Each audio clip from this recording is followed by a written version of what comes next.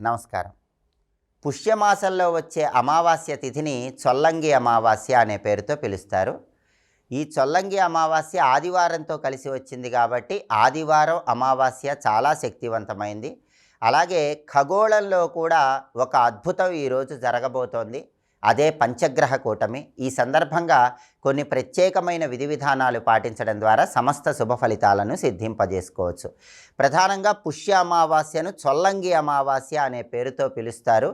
ఈ చొల్లంగి అమావాస్య సందర్భంగా ఎవరైనా జీవనదిలో స్నానం చేసి పితృదేవతలకు తర్పణాలు ఇచ్చినట్లయితే, అంటే నల్ల నువ్వులు కలిపి నీళ్లతో పితృదేవతలకు తర్పణం వదిలిపెట్టినట్లయితే 21 తరాల పాటు పితృదేవతలు ఉన్నత లోకాల్లో ఉంటారని ధర్మశాస్త్ర గ్రంథాల్లో చెప్పారు.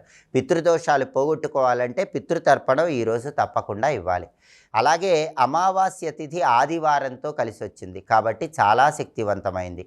ఆదివారంతో కూడిన అమావాస్య సందర్భంగా ఎవరైనా సరే ఒక రాగి పాత్రలో నీళ్లు తీసుకొని ఆ నీళ్ళల్లో కొద్దిగా పచ్చకర్పూరం పొడి కలిపి మీ ఇంటి గుమ్మానికి లోపల వైపున మూల ఏర్పాటు చేసి మర్నాడు ఆ నీళ్ళు ఎక్కడైనా చెట్టు మొదట్లో పోస్తే ఇంట్లో ఉన్న నకారాత్మక శక్తులు తొలగిపోతాయి, సానుకూల శక్తులు పెరుగుతాయి. అలాగే అమావాస్య ఆదివారంతో వచ్చింది కాబట్టి లక్ష్మీదేవికి మిరియపు గంధాన్ని సమర్పించాలి. అంటే ఒక మిరియం తీసుకొని దాన్ని తడి చేసి దాన్ని గంధంలాగా అరగదీసి ఆ మిరియపు గంధం లక్ష్మీదేవికి సమర్పించాలి. మిరియాలతో చేసినటువంటి వడలు లక్ష్మీదేవికి నైవేద్యంగా సమర్పించి ప్రసాదంగా స్వీకరించాలి. అలాగే సాయంకాలం సూర్యాస్తమయం తర్వాత ఇంటి గుమ్మం ముందు ఒక శక్తివంతమైన దీపం వెలిగించాలి. ఎప్పుడైనా సరే అమావాస్య ఆదివారంతో కలిసి వచ్చినప్పుడు సూర్యాస్తమయం తర్వాత ఇంటి గుమ్మం ముందు ఒక శక్తివంతమైన దీపం పెడితే ఆ ఇంట్లో ఉన్న వాళ్ళందరికీ నరపీడ, దృష్టి దోషాలు, ఎదుటి వాళ్ళ ఏడుపు వీటన్నిటి నుంచి బయటపడవచ్చు. గృహంలో సభ్యులందరికీ అదృష్టం కలిసి వస్తుంది. ఆ దీపం ఎలా వెలిగించాలంటే సూర్యాస్తమయం తర్వాత ఏదైనా చెట్టు ఆకులు 2 తీసుకొని మీ ఇంటి గుమ్మం ముందు ఉంచి ఆ ఆకుల మీద రాళ్ల ఉప్పు కుప్పలాగా పోయండి. దానిలో కొన్ని నల్ల నువ్వులు వేయండి. కొత్తగా కొన్న మట్టి ప్రమిదలు 2 ఒకదానిలో ఒకటి ఉంచి నువ్వుల నూనె పోసి ఒత్తులు వేసి దీపం పెట్టండి. ఈ శక్తివంతమైన దీపాన్ని సూర్యాస్తమయం తర్వాత ఇంటి గుమ్మం ముందు పెడితే శత్రుబాధలు, దృష్టి దోషాలు వీటన్నిటి నుంచి సులభంగా బయటపడవచ్చు. అలాగే ఈ రోజుకి ఇంకొక అద్భుతమైనటువంటి ప్రాధాన్యత ఉంది. అదే ఖగోళంలో పంచగ్రహ కూటమి ఏర్పడుతోంది.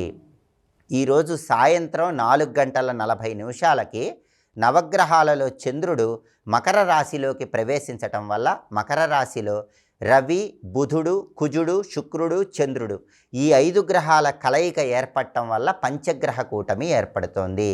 ఇలా ఏర్పడినటువంటి పంచగ్రహ కూటమి మళ్ళీ జనవరి 21వ తేదీ అర్ధరాత్రి 1:35 మకర రాశిలో ఉన్న చంద్రుడు బయటికి వచ్చి కుంభరాశిలోకి వెళ్ళిపోవటం వల్ల తొలగిపోతోంది. అప్పటి నుంచి ఖగోళంలో చతుర్గ్రహ కూటమి మాత్రమే ఉంటుంది. కాబట్టి ఖగోళంలో జరిగేటటువంటి ఒక అరుదైనటువంటి అద్భుతము ఈరోజు సాయంత్రం 4:40 దృక్ సిద్ధాంతం ప్రకారం జరుగుతోంది. ఎప్పుడైనా సరే ఈ పంచగ్రహ కూటమి ఏర్పడినట్లయితే దానివల్ల 12 రాశుల వారికి కొన్ని ఇబ్బందికర పరిస్థితులు ఎదురయ్యే సూచనలు ఉంటాయి. అలాగే ప్రకృతి పరంగా కూడా ప్రకృతిలో వైపరీత్యాలు ఏర్పడటం కానీ, దేశ రాజకీయాల్లో పెనుమార్పులు జరగటం కానీ ఇటువంటివి జరిగే అవకాశాలు ఉంటాయి. అయితే పంచగ్రహ కూటమి అన్ని విధాలుగా 12 రాశుల వారికి యోగించటానికి, ప్రకృతిలో వ్యతిరేకత తొలగింపజేసుకోవటానికి, రాజకీయాల పరంగా ఉద్రిక్తత లేకుండా ఉండటానికి దేశం మొత్తం కూడా ఉగ్రదేవతలను పూజించాలని ధర్మశాస్త్ర గ్రంథాలు, జ్యోతిష శాస్త్ర గ్రంథాలన్నీ తెలియజేస్తున్నాయి. కాబట్టి ఈరోజు ప్రధానంగా ఏ రాశి వాళ్ళైనా, ఏ నక్షత్రం వాళ్ళైనా దగ్గరలో ఉన్న ఉగ్రదేవతలను దర్శించుకోండి. దుర్గా, కాళీ, చండి, మహిషాసురమర్ధిని లేదా గ్రామ దేవతలైనటువంటి పోలేరమ్మ, నాంచారమ్మ, పెద్దమ్మ, పోచెమ్మ ఇలాంటి ఉగ్రదేవతలను దర్శనం చేసుకోవటం, ఉగ్రదేవతలు దుర్గా స్వరూపాల ఆలయాల్లో నిమ్మదీపాలు వెలిగించుకోవటం చేస్తే అద్భుత ఫలితాలు కలుగుతాయి. అలాగే కాలభైరవుడిని దర్శనం చేసుకున్నా మంచి ఫలితాలు కలుగుతాయి. కాలభైరవుడికి ఈరోజు జలాభిషేకం చేయించుకోవటం, మారేడు దళాలతో అర్చన చేయించుకోవటం. అలా దేవాలయానికి వెళ్ళలేని వాళ్ళు కాలభైరవాష్టకాన్ని పంచగ్రహ కూటమి ఏర్పడిన తర్వాత ఇంట్లో పఠించుకోవడం ద్వారా అద్భుత ఫలితాలు కలుగుతాయి. అలాగే పంచముఖ ఆంజనేయ స్వామి దర్శనం అనుకూల ఫలితాలు ఇస్తుంది. సాయంకాలం 4:40 తర్వాత పంచగ్రహ కూటమి ఏర్పడగానే సాయంకాలం పూట ఆంజనేయ స్వామి ఆలయానికి వెళ్ళి పంచముఖ ఆంజనేయ స్వామికి అర్చన చేయించుకోవటం లేదా 41 ప్రదక్షిణలు చేయటం ద్వారా పంచగ్రహ కూటమి వల్ల వచ్చే చిన్న చిన్న వ్యతిరేక ఫలితాలన్నీ తొలగిపోతాయి. అలాగే లక్ష్మీ నరసింహస్వామిని పూజించినా విశేషమైన శుభ ఫలితాలు కలుగుతాయి. పంచగ్రహ కూటమి ఉన్నటువంటి ఈ 3 రోజుల్లో అంటే జనవరి 18, జనవరి 19, జనవరి 20 ఈ 3 తేదీల్లో ఎప్పుడైనా సరే లక్ష్మీ నరసింహస్వామికి అర్చన కానీ అభిషేకం కానీ చేయించుకున్నా కూడా అన్ని వ్యతిరేక ఫలితాలు తొలగింపజేసుకొని అనుకూల ఫలితాలు అందిపుచ్చుకోవచ్చు. ఈ రోజుకి చాలా ప్రాధాన్యత ఉంది. ఎందుకంటే అమావాస్య, ఆదివారం, ఖగోళంలో సాయంత్రం 4:40 పంచగ్రహ కూటమి ఏర్పడుతోంది.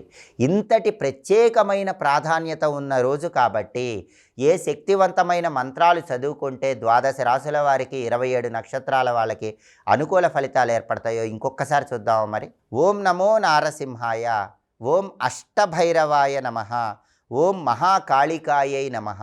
ఈ 3 మంత్రాలు ఈరోజు వీలైనన్ని సార్లు పఠించండి. ఒక్కొక్క మంత్రం 108 లేదా 54 లేదా 21 సార్లు మీ వీలును బట్టి పఠిస్తే అద్భుత ఫలితాలు కలుగుతాయి. ఆదివారంతో కూడిన అమావాస్య, చొల్లంగి అమావాస్య, పంచగ్రహ కూటమి సందర్భంగా ఏ అద్భుతమైన మంత్రాలు చదివితే అఖండ విజయప్రాప్తి కలుగుతుందో, ద్వాదశ రాశులకి విశేషమైన శుభ ఫలితాలు కలుగుతాయో ఇంకొకసారి చూద్దాము మరి. ఓం నమో నారసింహాయ, ఓం అష్టభైరవాయ నమః, ఓం మహాకాళికాయే నమః. మంత్రజపం చేయండి, సమస్త శుభాలను సిద్ధింపజేసుకోండి. స్వస్తి.